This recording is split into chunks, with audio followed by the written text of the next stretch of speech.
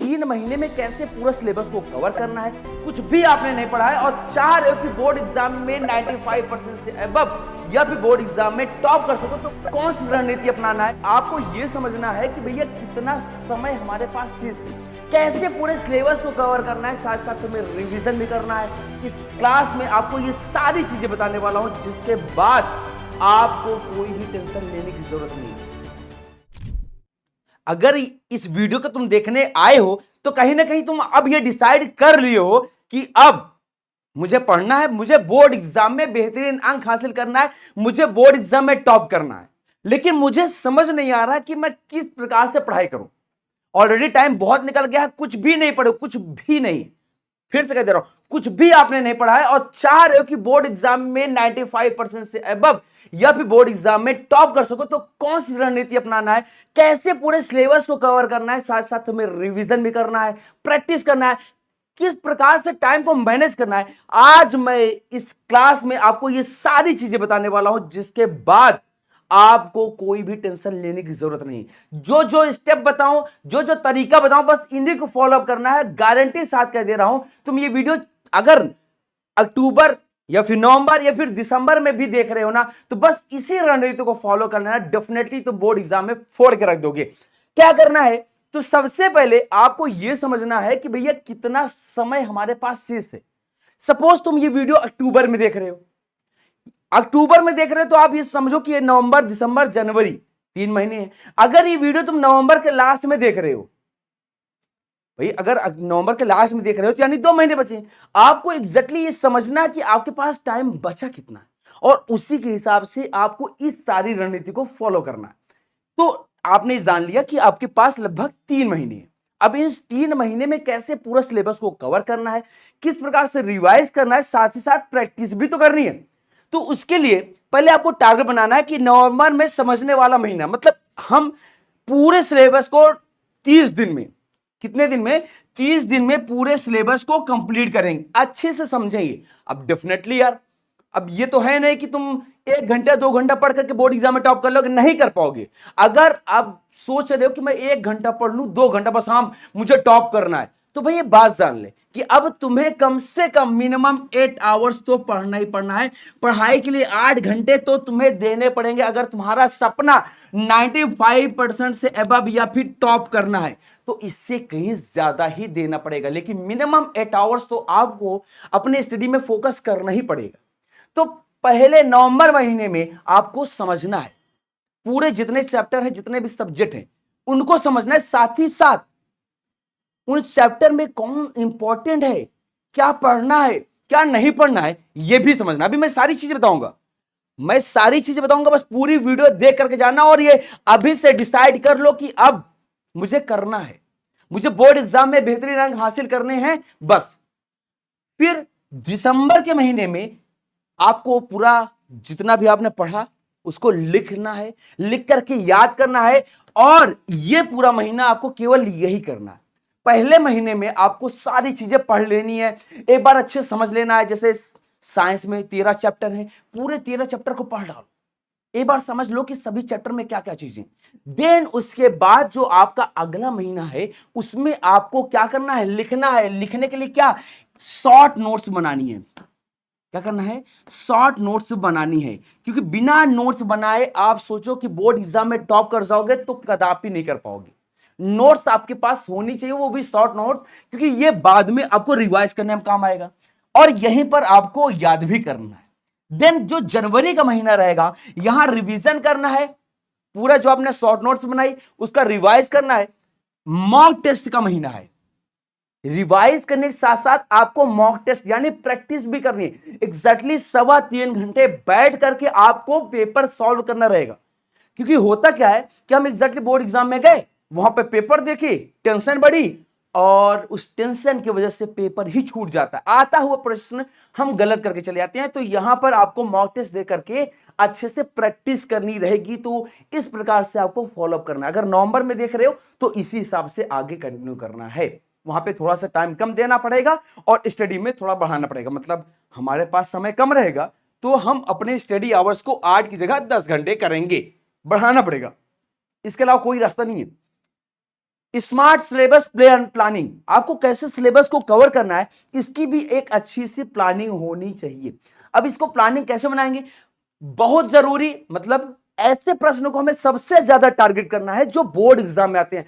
अब मुद्दा आता है कि हम टारगेट करें कैसे, तो भैया क्वेश्चन बैंक है ना, क्वेश्चन बैंक है उसको ओपन करो, नहीं है तो हमारी क्लास देखो, नहीं है तो हमारी क्लास देखो। हम केवल वो टॉपिक आपको बताए हुए जो बोर्ड एग्जाम में आए हैं, लेकिन मैं कहूंगा कि आप क्वेश्चन बैंक को ओपन करो, वहां पर देखो कि कौन सा क्वेश्चन कई बार आया है, जितने क्वेश्चन जो बार बार आए हैं उनको प्रायोरिटी ज्यादा दो।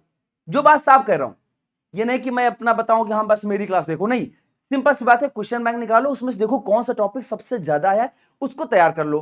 देन फिर उसके बाद कभी कभी भूले बिसरे आज जाने वाले उनको देखो, एंड देन लास्ट में जो कम जरूरी है तो उसको थोड़ा बहुत देख लो कि हाँ ठीक है इसको भी कर लेते हैं। यानी यहां पर आपकी जो रणनीति होनी चाहिए वो यही कि जो बोर्ड एग्जाम में सबसे ज्यादा आते हैं, बार बार रिपीट होते हैं, उन पर हमारा फोकस सबसे ज्यादा हो, जो थोड़ा आते हैं उन पे भी रहे। इस बात का भी ये नहीं करो कि तुम इग्नोर कर दो, शायद ही वो आ जाए, तो आपको उसको भी पढ़ना है, क्योंकि हमारा जो सपना है वो टॉप करना है या फिर 95% से एबव मार्क्स लाने, तो आपको कोई भी चीज छोड़नी नहीं है, इस बात का ध्यान रखना है। फिर आता है नोट्स बनाने की, ये सबसे बड़ी समस्या थी, सर आपने कहा कि शॉर्ट नोट्स बनाओ, लेकिन शॉर्ट नोट्स बनानी कैसी है, तो शॉर्ट नोट्स जब बना रहे हो तो उस समय हर टॉपिक में क्या है, क्यों होता है और उदाहरण क्या है। जैसे जैसे अम्ल, अम्ल क्या है, अम्ल क्या है, पहला क्वेश्चन, अम्ल के बारे में अगर नोट्स बना रहे हो तो लिखो अम्ल क्या है।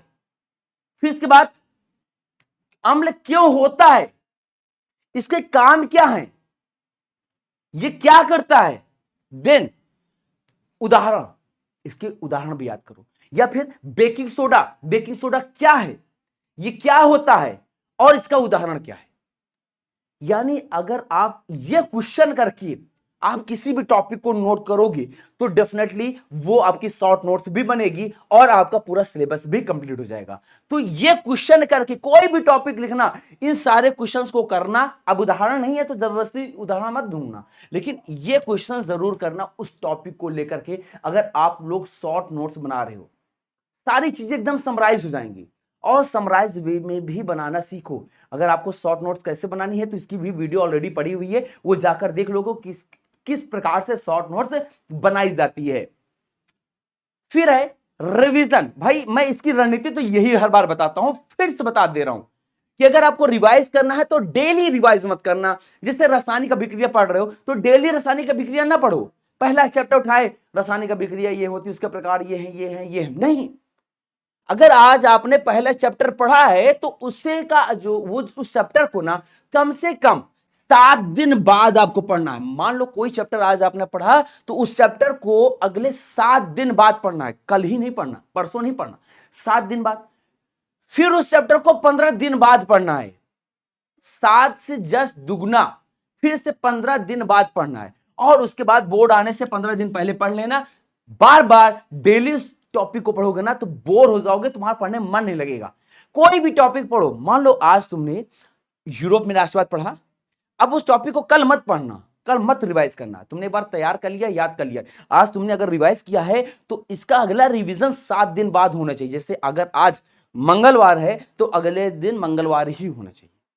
फिर उसके बाद 15 दिन बाद, फिर उसके बाद एग्जाम से 10-15 दिन पहले पढ़ लो, काम खत्म। ये रिवीजन की सबसे बेस्ट टेक्निक्स है।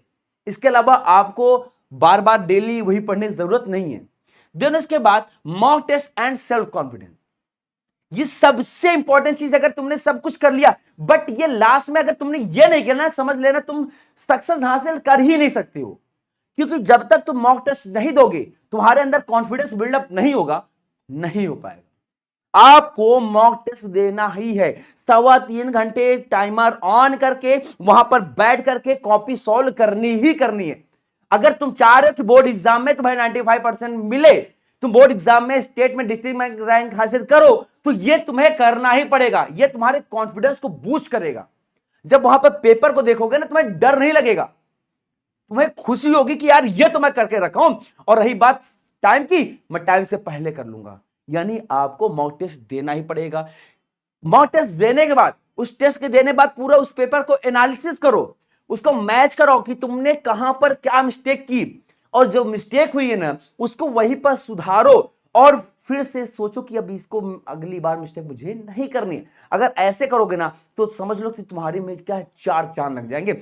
डेफिनेटली मैं कह दे रहा हूं बोर्ड एग्जाम में तुम्हें कोई पीछे नहीं कर सकता। बस इतना कर लो और अभी से डेफिनेटली कह दे रहा हूं पढ़ करके तुम बोर्ड एग्जाम में टॉप कर सकते हो। बस एक लास्ट में ये बात जान लेना, केवल वो तुम अकेले शख्स नहीं हो जो ये अभी से तैयारी करने की सोच रहा है, बहुत सारे ऐसे बच्चे हैं जो अभी भी वेट कर रहे हैं। तो बस जब जागो तभी सवेरा, अब जाग गए हो तो लग जाओ। विद्या ददाति विनयम, विनयम ददाति पात्रताम। जब भी विद्या पढ़ोगे बस विनय मिलेगा। बस मैं इतना कहूंगा कि अगर आए हो तो आप वीडियो सेक्शन में कमेंट करके जाओ कि राज भैया आज से मैं इस तरीके से पढ़ना शुरू करूंगा और आज से ही मैं 8 घंटे पढ़ूंगा। कोई जितना पुराना बच्चा देख रहा है या नया बच्चा, कोई भी बच्चा देख रहा है, सभी बच्चे जो आज से डिसाइड कर रहे हैं कि 8 घंटे पढ़ेंगे, चाहे वो पढ़ रहा हो तो उसने सिलेबस कंप्लीट भी कर लिया, लेकिन आज से वो डिसाइड करें कि वो 8 घंटे पढ़ेंगे। और जो जो बच्चा आज से डिसाइड कर रहा है कि वो 8 घंटा पढ़ेगा तो कमेंट सेक्शन में जरूर कमेंट कर जाना कि मैं भैया आज से 8 घंटे पढ़ूंगा। तो मिलते हैं बेटा अगली क्लास में, तब तक के लिए नमस्कार, राधे राधे, जय हिंद।